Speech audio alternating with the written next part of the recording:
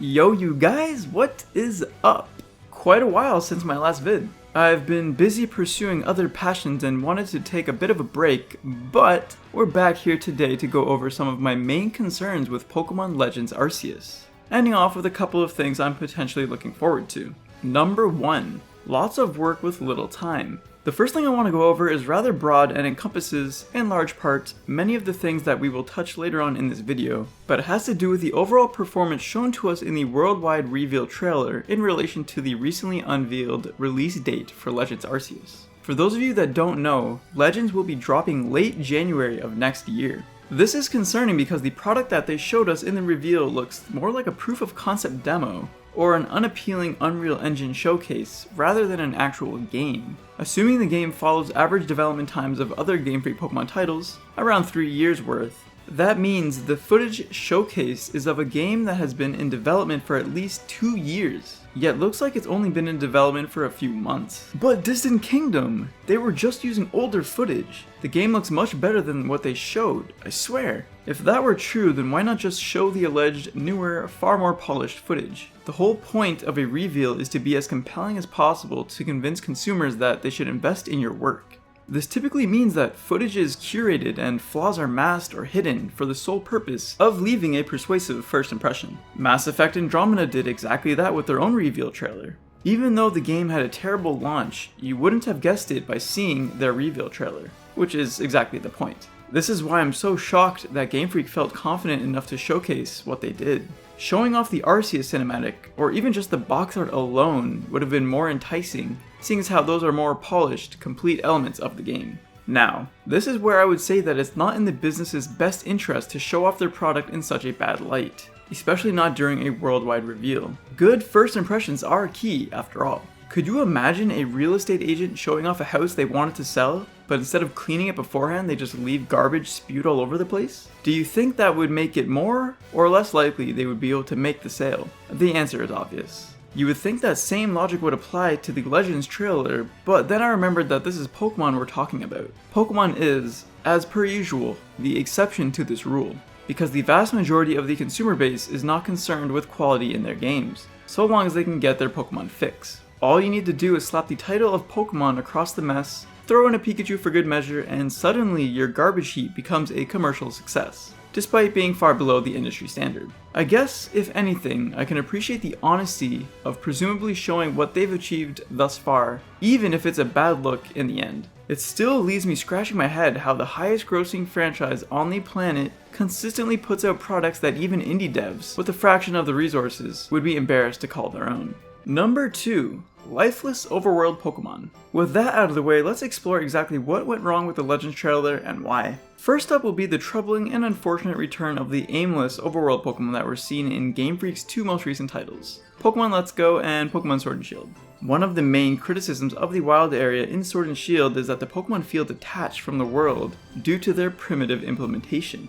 All they do is walk around and don't interact with the environment or each other in any meaningful ways, with a few exceptions, causing them to feel more like artificial drones that look like Pokemon, rather than actual Pokemon. Allow me to demonstrate what I mean by lifeless for you guys, so that you will be able to clearly see where I am coming from. First up, I will show you some snippets of a trailer from an up-and-coming indie dev game called Palworld that features creatures called Pals. Join me as we witness what these creatures are capable of. Pals in Palworld can be seen following their master, flown through the air, even while firing an assault weapon, used to pull a sleigh, ridden on, building houses, supplying power to houses, watering your garden, being sheared, used for harvesting crops, kicking dudes so hard they get lodged into the side of a cliff wall, comforting you, playing with you, being intimate with one another, jumping on your head and shooting an assault weapon alongside you, used as a shield, chucked at your enemies, captured alive, used as slave labor,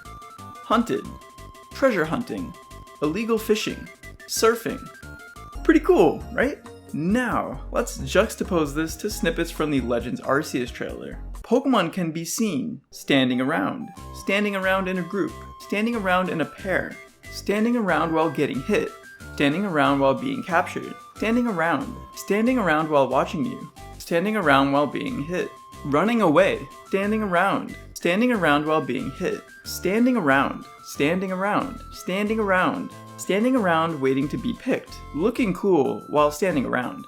I don't know if you noticed, but the Pokemon do a lot of standing around. They're basically lifeless corpses, especially compared to the pals from Palworld. This is a huge concern for so many reasons. Now, I'm not saying that the Pokemon should be used as shields or put into labor camps. That's not the point of my comparison. What I am saying is that Game Freak does a terrible job of bringing the namesake of the franchise to life, which is borderline criminal seeing what indie devs are capable of accomplishing nowadays. Not only does Palworld do a fantastic job of bringing their monsters to life, they do so in a way that seamlessly uncovers an astonishing number of game mechanics and features in such a short amount of time. What was shown in Legends Arceus that you couldn't already do in other Pokemon games?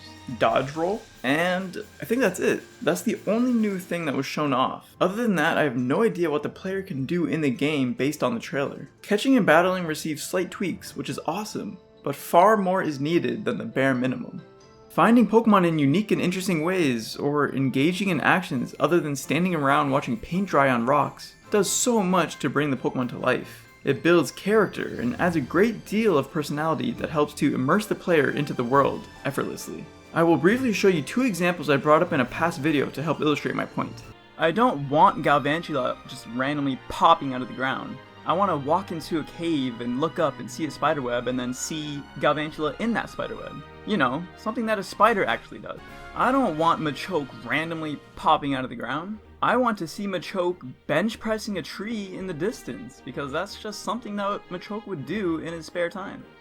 This is the ambition and effort that people want from a Pokemon Switch title that is, unfortunately, sorely absent from Sword and Shield. This issue was perfectly addressed in the recent release of new Pokemon Snap. You see Ariados, a spider Pokemon, chilling on spiderwebs. You see Machamp doing warm-up exercises, eerily reminiscent of my Machoke example. They could have easily just had Machamp stand in place, doing nothing, but they went above and beyond to deliver a sorely needed experience, taking the player's best interest into mind. It's so natural and obvious that in your mind you think, well, of course a spider Pokemon can be found on spiderwebs, or of course Machamp would be seen working out. It's only until you're subjected to the absolute bare minimum that you realize you took natural and obvious for granted. Instead of Chimchar in a tree, like how we see Apom in a tree in Snap, something that monkeys are known for doing, we just see Chimchar standing around.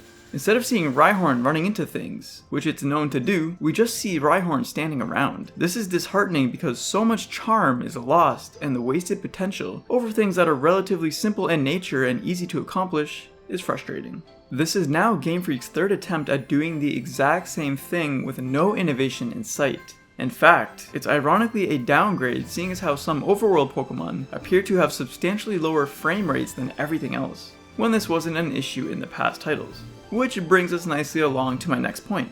Number 3. Low FPS Pokemon. Throughout the trailer, there are several Pokemon, such as the infamous Chingling, Chimchar, and Budew, who, for whatever reason, are rendered to such a terrible degree that they appear choppy. This greatly contributes to the game as a whole feeling rushed and unoptimized. 2 staples found in many Game Freak Pokemon games over the years. This, however, is particularly egregious just because of how blatantly bad it is, to the point where not even Pokemon's most ardent warriors will defend it. This is typically a technique used to help any given game perform better. For example, some aspects of the assist trophies and the Pokemon in Smash for 3DS were rendered at 30 FPS, as opposed to the native 60 FPS, to avoid taxing the console's capabilities and impacting the performance too heavily. But what we see in the Legends trailer isn't 30 FPS. I don't even believe it's 10 FPS. And that's without taking into consideration the fact that the Nintendo Switch is far more capable than the 3DS. I can't put into words how laughably bad this is, and it was brazenly shown in the premiere trailer no less. Unimpressed is a severe understatement. 30 FPS, by today's standards, is the bare minimum asked of developers, so it's very disappointing to see Legends struggle to even come close to reaching the lowest bar. This, however, is not by any means set in stone. The instant transmission Steelix seen during the Sword and Shield Treehouse demo, featured in June of 2019, was eventually corrected by the time the game launched 6 months later in November. Hopefully this too can be addressed in kind by the time January rolls around. Number 4. Sliding Pokemon. One of my favorite things about Pokemon Battle Revolution is that, for the first time ever, Pokemon could be seen making physical contact during Pokemon battles. 15 years later, and Game Freak has finally caught up to that standard established by Genius Sonority all those years ago. Which is exciting, but there's a catch. It was implemented in the most lazy way possible. Instead of having the Pokemon run up to one another, as seen in the 15-year-old Wii game, Game Freak instead grabbed the model mid-attack animation and slide it towards the other Pokemon. Keep in mind that Game Freak has had access to running animations for every single Pokemon since Sun and Moon all the way back in 2016. This is literally the perfect time to utilize those assets in a fun and practical way to elevate battles and make them more impactful. Why has Game Freak instead opted to do less than the bare minimum yet again? Who knows? I'll give credit where credit is due though. Some of these attack transitions actually look really nice. Lucario and Riolu incorporate an extreme speed style effect where the Pokemon move so fast that we can't see the model sliding across the ground. These two Pokemon in particular were executed more effectively, largely in part because the model is invisible for most of the animation, but it still looks far better than the alternative.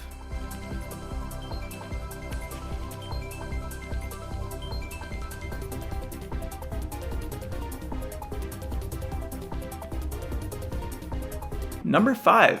Overall Aesthetic. The overall aesthetic of the game, while a slight step up from the wild area in Sword and Shield, is still very underwhelming, especially for a game that is part of a franchise that generates tens of millions of sales per title release. Legends looks similar to what was seen in Sword and Shield's DLC, both of which lack that next-gen glow-up seen in so many other Switch titles. Legends also adopted the barren wastelands landscape of Sword and Shield as well. In every single painting wide shot, you don't see a single Pokemon off in the distance, which leads me to believe that this game may suffer from the same terrible draw distance of the Pokemon models as seen in Let's Go and Sword and Shield.